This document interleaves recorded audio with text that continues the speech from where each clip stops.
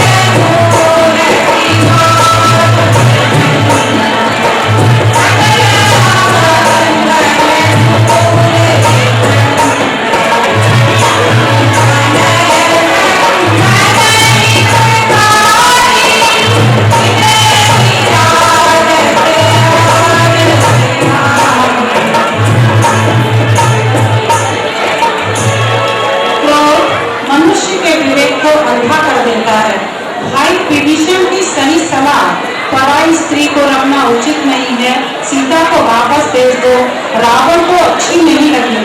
क्रोधित होते हुए विभीषण को उन्होंने राज से ही निष्कासित कर दिया। वे तो थे ही राम भक्त, सो अपने प्रभु की शरण में आ गए। राम जी की पूरी वानर सेना लंका पर चढ़ाई करने के लिए तैयार थी और समुद्र कैसे पार किया जाए। विभीषण के कहने पर उन्होंने अपने कुल देवता समुद्र की पूजा की और समुद्र देवता ने उन्हें बताया।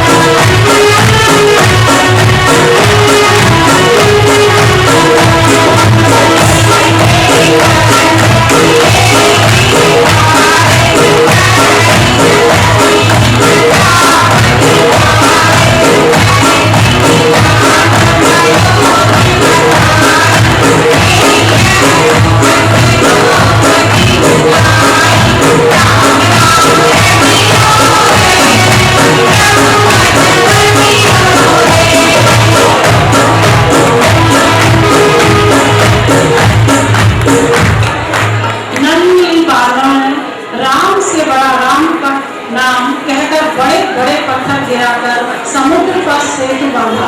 पुल बनते ही राम जी ने लंका पर चढ़ाई कर दी। सही मायने में राम और हनुमान दोनों एक दूसरे के पूरक हैं। एक भक्ति तो एक मुक्ति, एक आत्मा तो एक परमात्मा, एक कर्ता तो एक कर्म। ईश्वर सर्वत्र व्याप्त है और मानव जिंदगी क्षण भंगुर।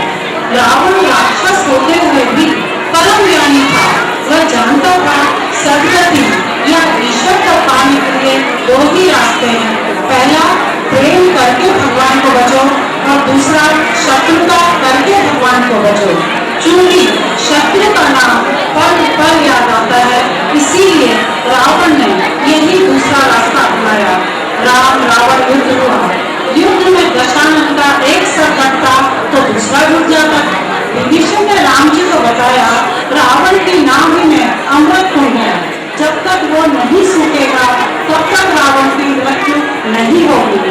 राम ने रावण को मारकर सदगति दी। उसी दिन को हम विजयदशमी अर्थात बुराई पर अच्छाई की जीत दशहरा के नाम से जानते हैं। आज अवध नगरी की शोभा अवर्णनीय है। जिनमें दियों की कतारों को देखकर लग रहा है मानो वहाँ एक नहीं अनेकों चांद निकल आए हैं। देवता, किन्नर, गंधर्व, पशु पक्षी, नर नारी सभी राम जी